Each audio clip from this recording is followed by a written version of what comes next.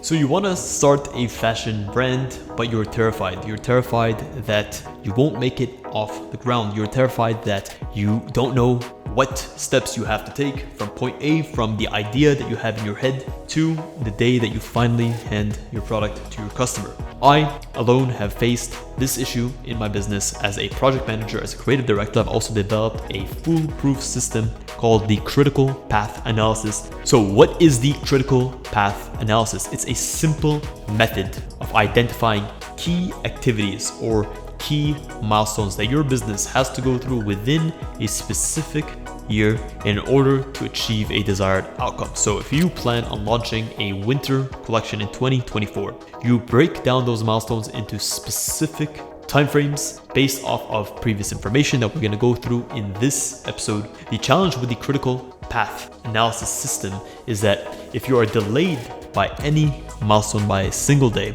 then you are pushing back the other milestones. There's many different softwares that allow you to plot a Gantt chart, but in short, it is a visual representation of the core milestones that you have to perform and how long they typically take. So what does a Gantt chart need to show in order to be effective as described? Number one, it needs to show what the various activities or the different milestones that need to be performed are. Two, you need to look at how long each activity takes from start to finish. Three, how long each milestone is scheduled to last. So not only where it starts, but how long it takes. Four, what activities need to happen before and after said milestone in order to allow this milestone to start and to progress. Five, which activities overlap other activities and by how long these overlap. Last but not least, and most importantly, is the start and the end date of this project. By planning to start at a specific date, but more important, by planning to end at a specific date.